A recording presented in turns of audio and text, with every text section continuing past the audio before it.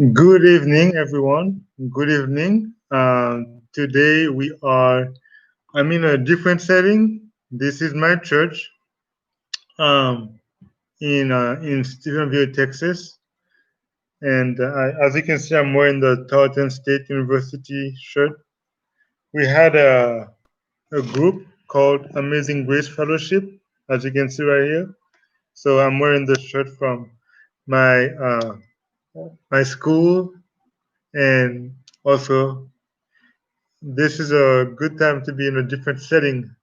So I'm going to try to make it as much as I can. So if you cannot hear me, let me know in the comments. And that way I can do something about the sound system. But we're going to start with today's topic. This is a series on the book called Fundamentals of Christian Education. And this is exclusively for people that would like to that are Christian or non-Christian, but they would like to raise their children with a Christian mindset. And this is why the series is called The Christian Way. You know what? Let me just go and take that chair out of the sight real quick.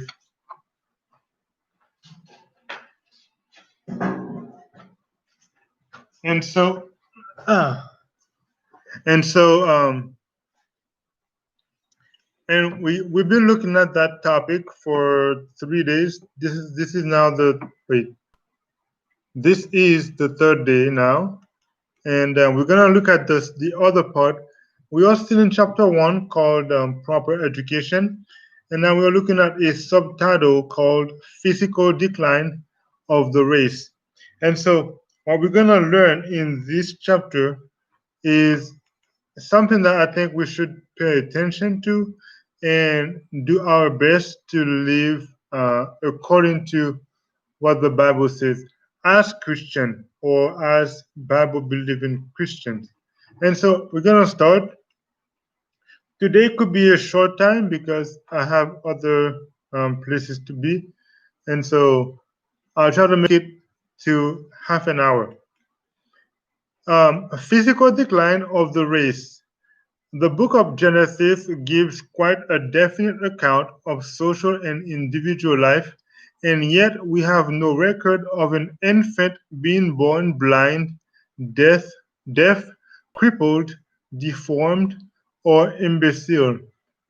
And so what that means is if we look at our birth of today, we have people that are born with many defects.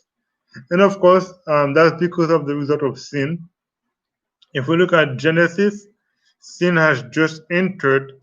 And so, even though we had in chapter 4 of Genesis the death of Abel, it if you look at the whole book of Genesis, there wasn't any such thing as a crippled, imbecile, meaning half-brain person, mentally illness, blind people, and or deaf people. And so now we have a lot of cases of this compared to Genesis. And so physical decline of the race, it started right after Adam and Eve sinned. And I'm probably sure not just in the physiological aspect, but in the physical aspect. I think Adam and Eve were probably about like maybe 9 or 12 feet tall, and now we are what maybe average 5'9", 6 foot. That's a big difference on average. There is not an instance upon record of a natural death in infancy, childhood, or early manhood. There is no account of men and women dying of disease. Obituary notices in the book of Genesis run thus: and all the days that Adam lived were 930 years, and he died. And all the days of Seth were 912 years, and he died. Concerning others, the record states he lived to a good old age, and he died. It was so rare for a son to die before the father that such an occurrence was considered worthy of record. And Haran died before his father Terah. Haran was a father of children before his death. And so what happens is, if something like this were to happen back in those time, it is the Bible will actually record it, because it is not a natural thing for children to die before their parents. And even today, if we look at today, most parents, actually, my mom always say, um, she wants us to bury her. She doesn't want her to bury us. And I'm like, well, you never know what's gonna happen. You may die first, or we may die first. So here it comes. And so disease, and I think many of the diseases that we have today can be prevented just with basic healthful living. Um, what you eat, what you drink, what you put in your body, how you dress. People don't think having how you dress have an impact in your health, but it actually does. The science may not back it up yet, or may not even get there, but the way you dress, if you expose much of your body that are sensitive, then you're gonna be attacked in a sense, with disease, of course. And of course, other things happen too. But mostly what we do with our bodies can cause us to have disease. And I can assure you that some people may spend 2, 3, 4, 5 years without being sick at all.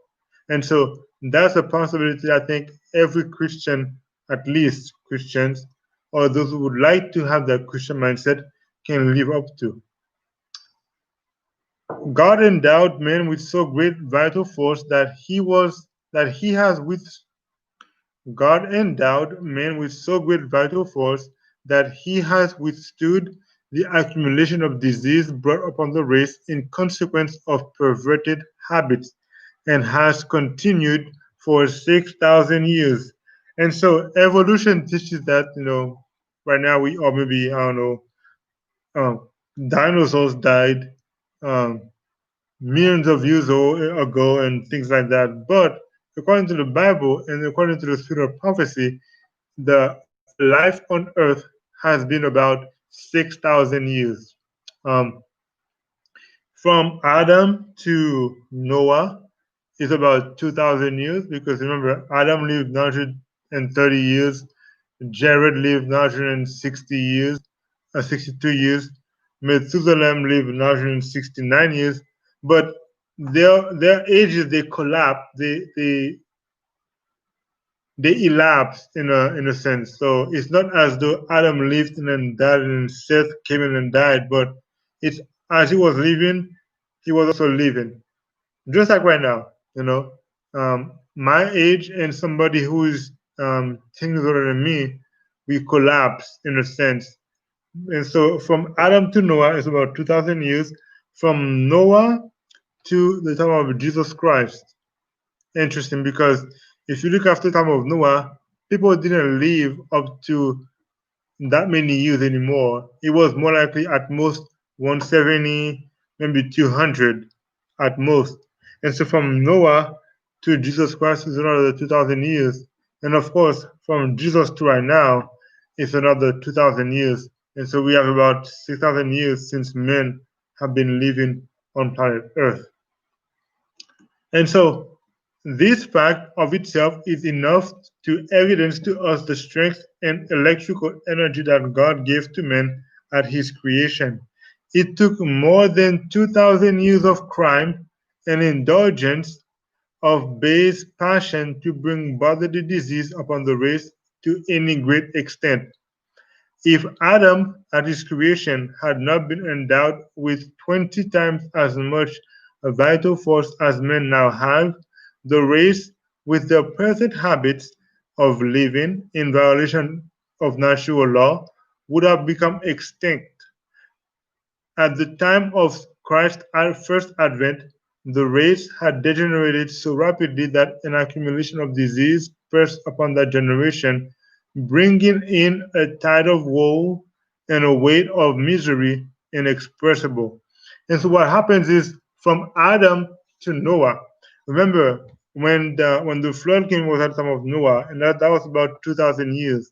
Even after that, it was rare that a person died because of disease. They died because of old age. But fast forward another 2,000 years to Jesus Christ, it was people were born blind, they were born deaf, they were born deaf, they were born dead or dead, they were born crippled, they were born deformed, imbecile, and so many of these things happen. And it takes about almost about, and I think it happened before, but it reached its peak about 4,000 years where it's becoming the norm.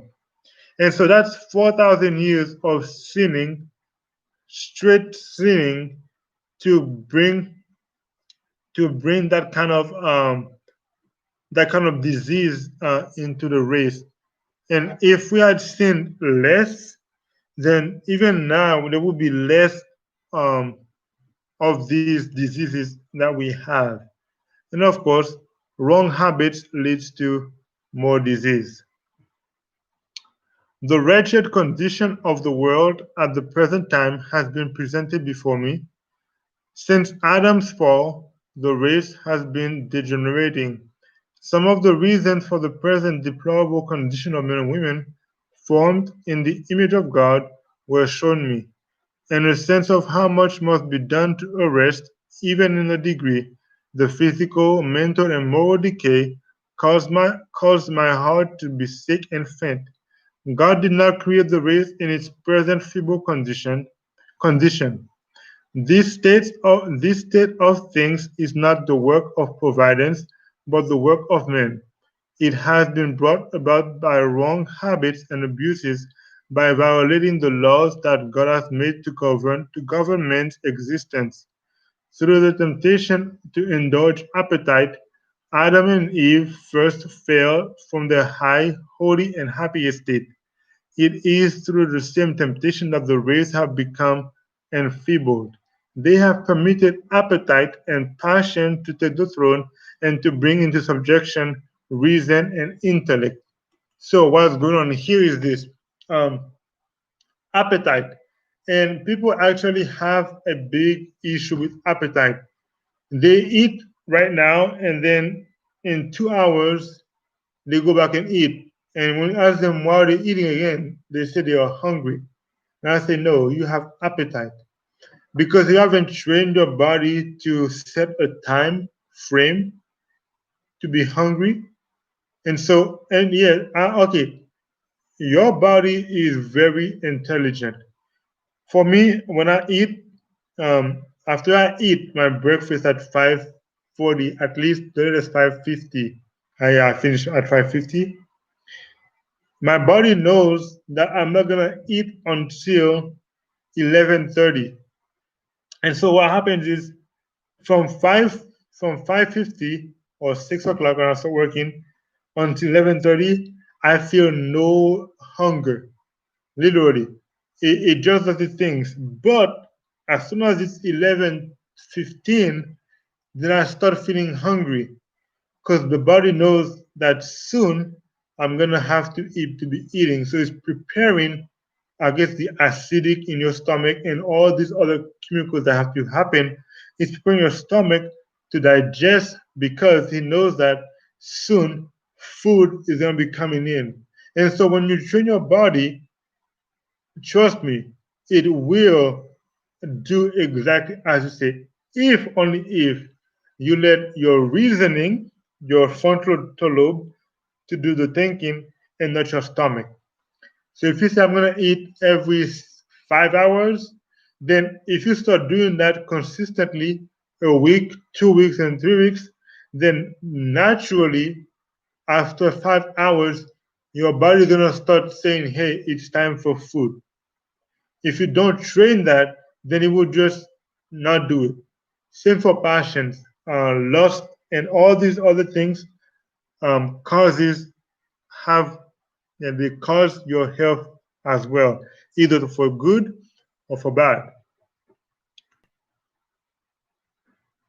The violation of physical law and the consequence human suffering. So the violation of physical law, which is which brings the consequence as human suffering, has so long prevailed that many women look upon the present state of sickness, suffering, debility, and premature death as the appointed lot of humanity. Man came from the hand of his Creator, perfect and beautiful in form, and so filled with the vital force that it was more than 1,000 years ago his corrupt appetites and passion and general violations of physical law were sensibly felt upon the race. More recent generations have felt the pressure of infirmity and disease still more rapidly and heavily with every generation. The vital forces have been greatly weakened by the indulgence of appetite and lustful passion. The patriarchs from Adam to Noah, with but with few exceptions, lived nearly 1,000 years. Since the days of Noah, the length of life has been tapering. Those suffering with disease were brought to Christ from every city, town, and village for him to heal, for they were afflicted with all manner of diseases, and disease have been steadily on the increase through successive generations since that period. Because of the continued violation of the laws of life, mortality has increased to a fearful extent. The years of men have been shortened so that the present generation passed to the grave even before the age at which the generation that lived the first few thousand years after the creation came up upon the stage of action. So, what happens when we violate the laws of nature? When we put things in our bodies that are not supposed to be there, when we dress the way that is against the way we should be dressed, when we drink what we shouldn't drink, when we watch what is not what we're not supposed to be watching, when we do certain things, our bodies, we have to pay the consequence. If you watch horror movie, you're gonna be scared sometimes or most of the times. If you watch sexual movies, you're gonna wanna do the same thing and have premarital sex. If you watch angry movies, you're gonna become angry person. If you listen to happy music, you're gonna be a happy person. If you whatever you do will come either good or bad. If you are selfish to people, then one day when you need help, you will find no help and then you're gonna suffer because nobody wants to help you. So here's the thing: according to the laws of nature, it is better to do good because in the end, it's gonna come back to you. Now, when it comes to suffering, when it comes to suffering, if you look at right now, there are people that are there are people that are 10 years or maybe 7 years younger than me, but they look 3 to 5 years older than me. Why? It is because there is a difference between what I do and what they do. And I'm just taking that example on me, not for boastful comments or things like that, but I've seen it too many times where I'm talking to somebody and I am thinking that person is way older than me, like at least three, not three, but five, six, seven. And then I find out that I am actually older than them by more than 7 years. And I wonder why. And as we talk, and I kind of understand what he does or what she does, I can see, okay, this is why that person looks so old. Because when you do something to your body, it ages you quicker, or it it slows the age process. And so you may look 29, but you could be 22 or 20. You may look 18, but you are 29. Why? Because what you do with your body will either slow down your aging process or enhance your aging process. So we have to be careful what we are doing. And of course, this is for the Christians or for those that would like to know what it really means to be a Christian. All right. So moving on, disease have been has been transmitted from parents to children, from generation to generation. Infants in the cradle are miserably afflicted because of the sins of their parents, which have lessened their vital force. Their wrong habits of eating and dressing, okay, dressing, interestingly, dressing, and their general dissipation are transmitted as an inheritance to their children. And interestingly, if you look at the second commandment that says, thou shalt not uh, make unto thee graven images of any likeness of things in heaven, on earth, or anything under the water, under the earth. Thou shalt not bow down to them, nor serve them. For I, the Lord, am a jealous God, punishing the iniquity from the father to the son, from the third to the fourth generation of them that hate me, and show mercy to thousands of generations that love me and keep my commandments. What happens is when we break the laws, that sinful habit goes on from the first to the second to the third to the fourth generation. And so disease goes from parents to children, or health goes from parents to children. The way you treat your body will will bring the same treatment to your offspring. So we need to be careful how we treat our bodies. Many children basically are born insane, deformed, blind, deaf, and a very large class are deficient in intellect. The strange absence of principle which characterizes this generation and which is shown in their disregard of the laws of life and health is astonishing. Ignorance prevails upon this subject, while light is shining all around them. With the majority, their principal anxiety is, what shall I eat? What shall I drink? And wherewithal shall I be clothed? Notwithstanding all that is said and written in regard to how we should treat our bodies, appetite is the great law which governs men and women generally. So, what happens is this: um, we have to be careful in a sense. It means we have to be careful. Um, there is nothing wrong with what I should eat, what I should drink, what I should put on, but that is something that in my church, as a Seventh day Adventist Bible Christian, in my church, we do a lot of health seminar. Why? Because we understand the issues.